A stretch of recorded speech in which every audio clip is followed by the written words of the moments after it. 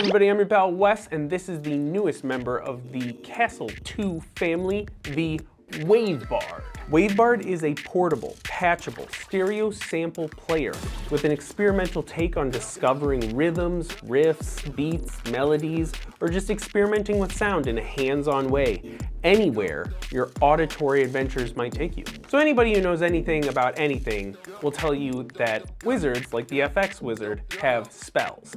And bards, of course, have songs.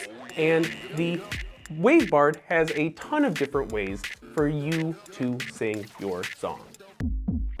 Discover and explore beats and melodies with the built-in pattern and rhythm generators. Or adventure to new sound spectrums by utilizing the modular interface to push familiar samples to absolutely redonkulous limits.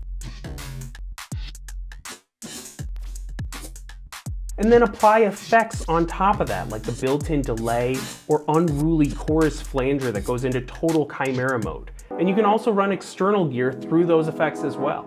Fully customize your Bard experience by uploading new banks of samples, new scales, and new rhythm patterns via the web-based app. That web-based editor, which we'll talk about in a little bit, will also just generate a firmware. So if you've got an FX wizard, you can try out the Wave Bard firmware right now. Just go give it a rip. Let's dive right in, and the first thing I want to point out is this little play button underneath the shift button, and this is going to be pretty important because it's kind of like our audition here, right? It lets us kind of sample our sample. And then the next thing I want to point out is our 3 white woodpeckers on the panel. So those are going to be our main real-time controls, starting with sample.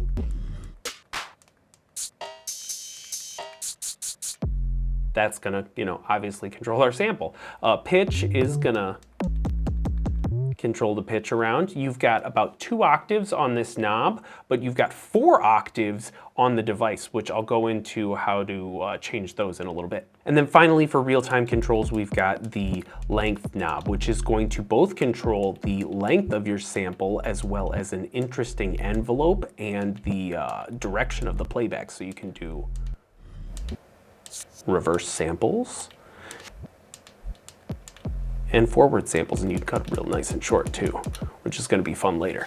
Of course, we also have real-time control over our LFO, which gives us synced values to the clock on the left, and after noon going towards clockwise, we've got unsynced values on the right. On the left side, we've got our attenuverters for our modulation. So all of these input bays, which we'll go over in a second, will adjust the modulation here for the corresponding knobs. So your pitch mod is either gonna modulate it positive or negative, this knob here. Your sample mod has a couple different ways that it can modulate things, which we'll go over in more detail. And then finally, your LFO mod, which you're gonna find incredible use for with the Wave Bard. Sidebar time, we gotta talk about the sample mod knob and the sample knob. So the sample knob scrubs through and selects your samples, right? You can have between 3 and 32 of them on there, but 8 is the default.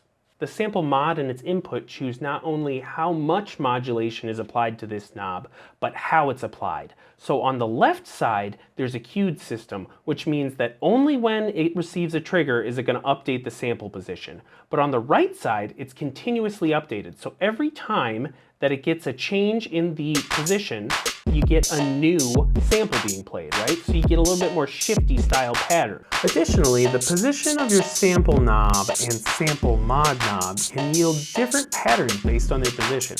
Scrubbing through positions and different amounts of modulation can give you different variations of a beat or totally new beats depending on where they are. And then even slightly just adjusting the tempo on the LFO or something like this, you can dial in a lot of different beats to discover here. Applying a little bit of effects.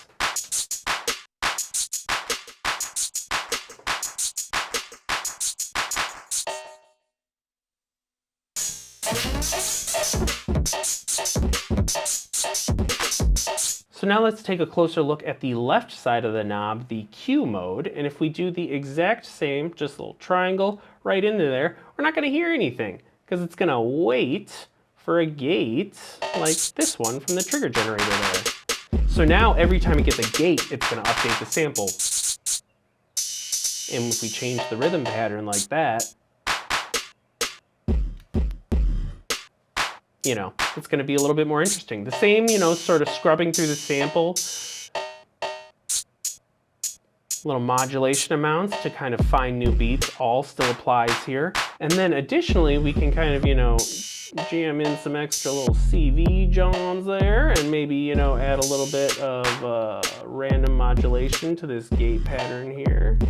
Hold on, sweetie belle. Don't get ahead of yourself here. You've also got these silver labels under each of the knobs, which indicates their shift function. So if you hold the shift button, you can change the main output level. You can also access a DJ style filter with low pass, high pass. You can change the main tempo here, which we can see just go right on up. And then on the left side, you've got your input gain, you've got your effects with a delay on the left side over here, and a really, really crazy time-based flanger chorus on the right side. Finally, you've got the rhythm, which pulls up a table of preset rhythms that you can edit in the web editor that are triggered by your pattern generator. You can also step backwards through your banks by holding bank and pressing shift. And then lastly, you can hold shift and tap bank to tap in a tempo there. So while we're taking a look at the tempo here, let's take a look at the light, which tells us a lot about what's going on with the device.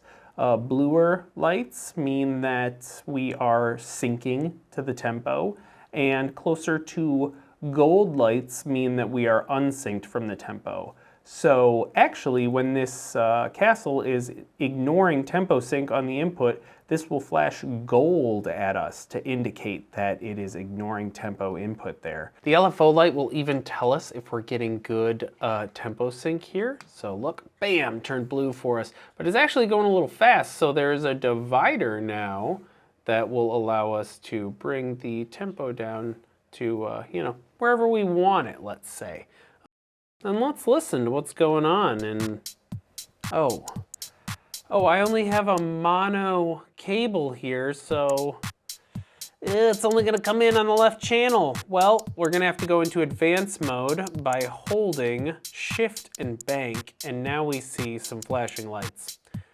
Kind of making me nervous, but don't worry, we'll walk you through it. So up here, we've got the audio input listen. On red, it's only going to listen to the right, which is nothing right now. In the middle, it's listening to stereo. And on the left, with blue, bada bing, bada blue, we're listening to only the left side, which is just what we want. Over here, this flashing light, this is the really cool one. This is going to let us either run the audio input through the Wave Bard's effects or bypass them. So blue is bypass, and red is rock on effects. And then this little guy down here is actually the tempo input ignore. If we put it on red here, it'll ignore tempo signals from the sync channel input, which is really nifty if you want to use this sync bay just for sending, you know, CV or, you know, like any sort of other signals in, and you just like gate signals per chance, and you do not want them to trigger the tempo detection there. So you could do that, but we want it on for right now. So let's exit advanced mode and take a listen to the delay on this little beat here. And the filter maybe.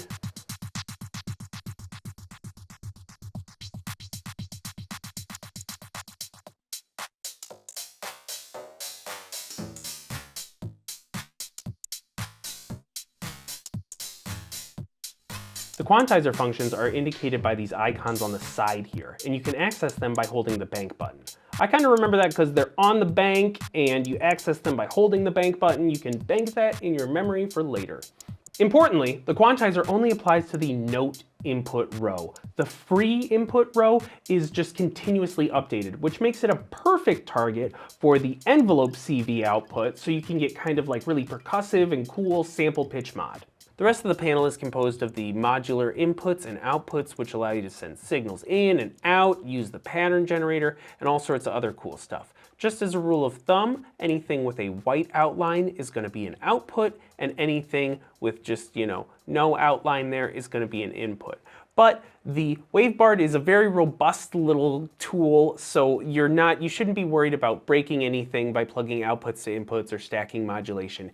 It is quite all right. You're not going to break anything. Going over the inputs and outputs, on the faceplate, you've got the audio inputs and outputs, which you can access with the jumper wires. You've got the bank modulation, which can also be modulated by holding bank and using this length knob here. And then you've got the LFO outputs, as well as your pattern generator outputs for CV and gate down here. The envelope output is the envelope that comes out of the length mod, which is a really, really fun and unique modulation source. Let's go over the gate and the CV input here. The gate generator input can be modulated in 3 different ways, basically. When there's nothing plugged in there, it just gives you the rhythm output from your gate sequence. When you've got a positive voltage, maybe coming from the positive voltage up here, going into the gate generator, it actually randomizes the position in the gate table. So if you're looking at the table on like a 2D plane, maybe right here, it randomizes the position. If you take a negative voltage, maybe like from the negative voltage, and put it into the gate generator sequence, then what it does is it inverts it. So whatever rhythm gate sequence you've got here, it inverts it. So active steps become inactive and inactive steps become active. So you can also patch variable voltage straight up into the gates input there and just get some really kooky patterns, and that is fun on a bun. The CV input is a Rungler style pseudo-random generator. When you put positive voltage into the CV input, it's going to be randomizing the CV sequence. When you put negative voltage in, it's going to invert the CV sequence. So it'll actually give you like a pseudo 32-step pattern there. And then if you don't put anything plugged into the CV input, it's just going to be your rockin' awesome Rungler sequence. Above our pattern section is our trigger input to the sample player. So, pop your triggers right on into there, and here your samples come right on out. And then you've also got your length modulation right above that.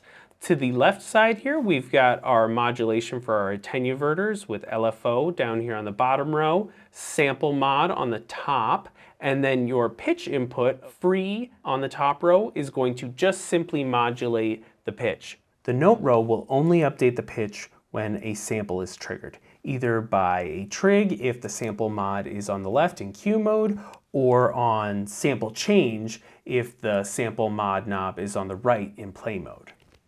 Finally, we've got our sync bay up at the top. This is your panel window to the 1/8" sync jacks. And this is how we're going to connect other CV gear and send and receive gate signals, CV signals, sync signals. It's really awesome. Just another quick sidebar, these little left-right TRS cables, which give you 2 mono signals and then 1 stereo TRS, these are great for the Wave Bard and the entire Kastle series. They're going to let you get the most modulation in and out of your system. So yeah, check these out, and I'll use them a little bit later to do some modulating. Of course, our inputs, outputs up at the top just mirror the panel with audio out, in, sync, in, out, and our USB-C, which can supply power and is used for our sample and firmware updates. The Wave Bard will, of course, run on 3 AA batteries, which is what it's doing right now. So you should have figured that out, buddy. Come on, come on, come on. All right, enough with the chit-chat. Let's get to patching and discover some beats and some Wave Bard song. The Wave Bard has a pitch quantizer, which allows us to keep our melodies in scale. So let's explore it, see how it works. So I've put together a little bank of acid stabs. So let's get a gate pattern going into the trig there. Sounding good. And then let's get a CV pattern going into note. All right, so that's a CV pattern, baby. So let's hold bank and change the quantized scale right there. And I kind of want to hear a little bit more notes. So I'm going to take this square wave out of my LFO. And that sounds a little bit, you know, that's giving me a little bit more here. So now we can hear when we're updating the root note. And finally, we can adjust the fine tune here by continuing to hold bank and turning the LFO mod knob. So that's pretty cool. Now normally what we would do when we have a little acid pattern like this, and it's sounding pretty cool, is you make it cooler. So let's modulate the sample mod there. And then, oh yeah, that sounded pretty cool. Let's give it a little bit of delay.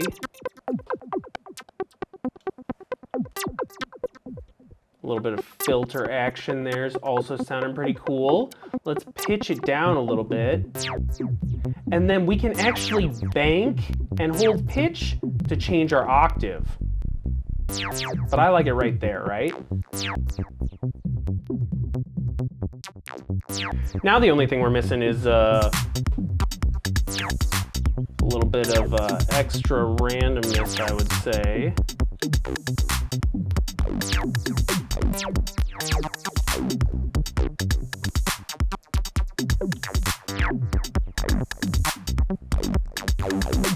All right, so let's take a look at the Wave Bard Sample Loader app here. Whenever you visit the site, it's going to give you some information and tell you how to update everything and you know, how samples are processed. So let's begin. And let's start at the bottom and work our way up here. So actually, it'll tell us a bunch of information about our supported browsers, and a bunch of information about using the sample loader is down here. So it tells us that the minimum banks is 1, the max is 32. Samples per bank 3, max 32, which those are mirrored in the scales and rhythms, min 3, max 32. And then one of the only limitations here is that you must have the same number of samples for all of the banks. So in this it's 8, so we've got 8 samples on all of our banks. If you wanted to have, you know, 16 samples on all of your banks, that's fine. You just gotta have 16 samples on all of them. That's really the only limitation here. Other than, of course, you know, the time and megabyte limit. So yeah, if we want to add another bank here, we could just click that, call it our cool sample bank. We could change the color. We could make it blue like that.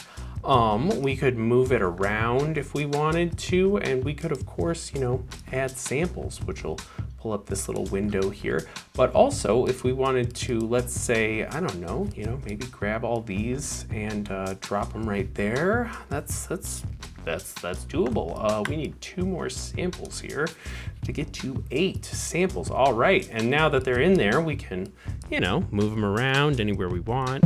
We could sample them. We could hear our other samples. And yeah, we're rocking, right? So these 2 blues are kind of too similar for me, so I'm gonna maybe make this one orange, right? Yeah, all right, cool. And then something is grayed out here because the memory usage is too high.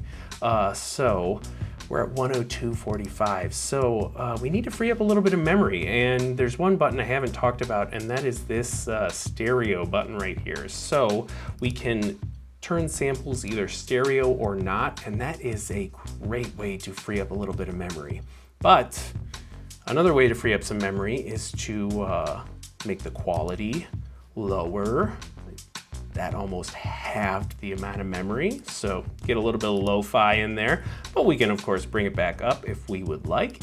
We can also process our samples, so if we want to fade out a little bit or trim the quiet parts, you know, that kind of helps with longer samples or loops, and then if we want to, you know, even make them all the same, we could do all of this processing just like that. It's gonna rock it out for us, and yeah, there we go. We've freed up a little bit of room there, and that is pretty awesome. So let's keep looking at a few more things here, namely the scales and rhythms editor right here. So if we click into the scales editor, we've got our scales.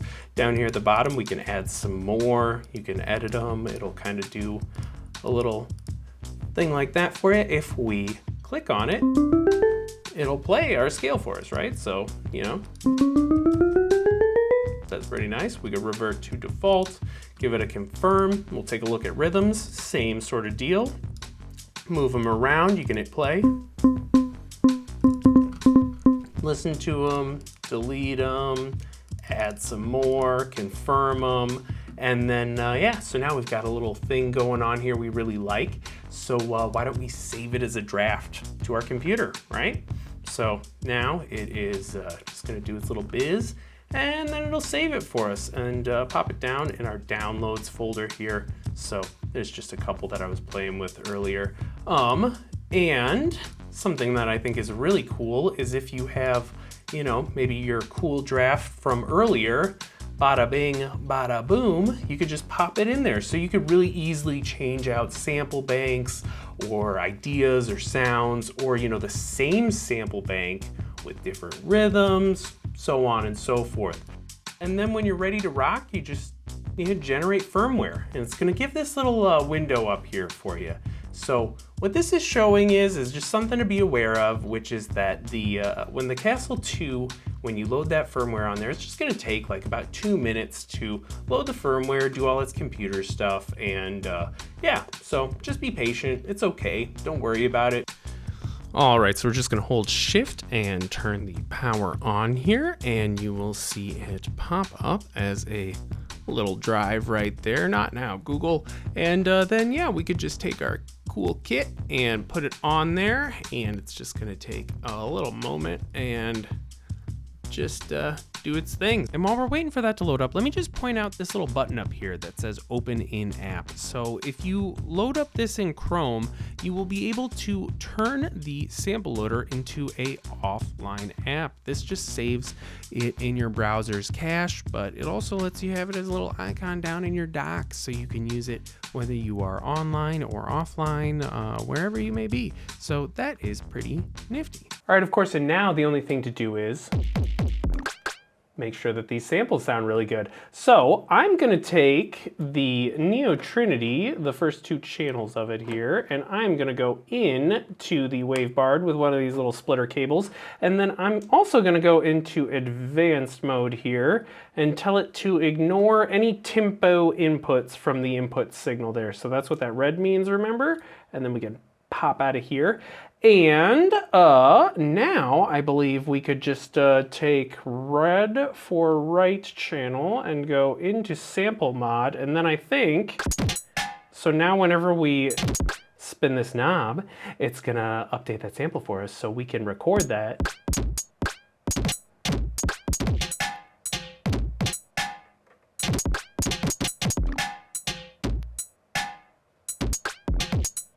And that's gonna sound pretty cool. So then we could also maybe take this other channel and maybe we could go into the quantized pitch input there, and let's maybe set,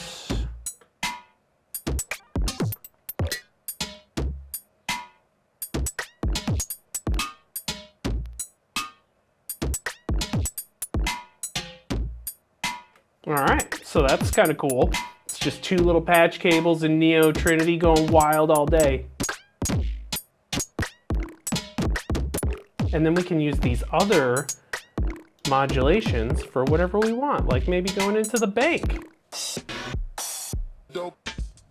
It is dope. Before I let you go, I'm just gonna highlight a couple of my favorite patching tips with the Wave Bard. So first off, we can use the LFO as a really fun trigger source here. So something I like to do is take it and then take the CV voltage and start to modulate it, the speed of the LFO.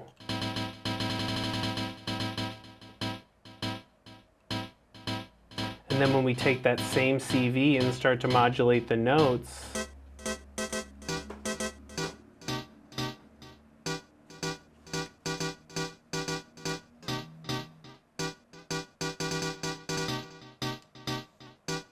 we can get really cool, sort of shifty patterns.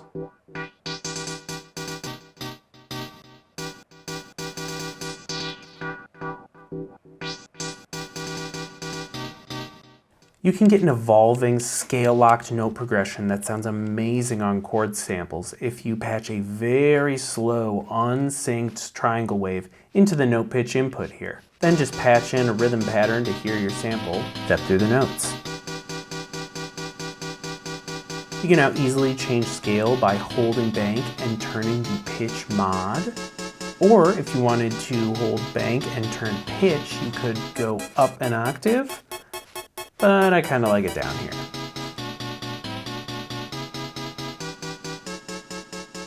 If your gate pattern is starting to feel a little too repetitive, make sure to patch some variable voltage into the gate input to begin randomizing and inverting your rhythm.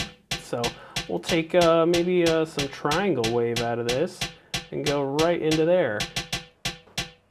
And then we get a much more interesting pattern, right?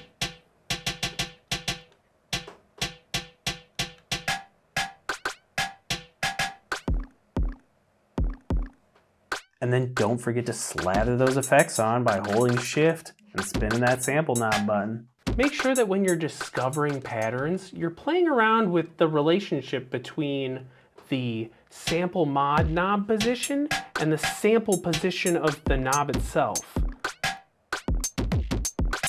Because the positions where they are can greatly change the type of beat that you're getting.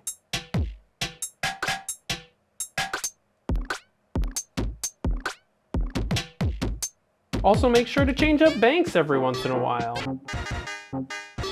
Alright, and that's about all I can unveil to you right now. The rest, you're gonna have to discover on your own. You're gonna have to quest for your own mystical, magical rhythms and wavelicious wave bard sounds. You know, get out there. Go play around with this thing. It's so much fun. It brings a smile to my face. Drop the comments below. Let us know how you feel. And we'll talk to you next time. I've been your pal Wes. This has been the Bastl Instruments Wave Bard video manual. Have fun. Get out there. See you later.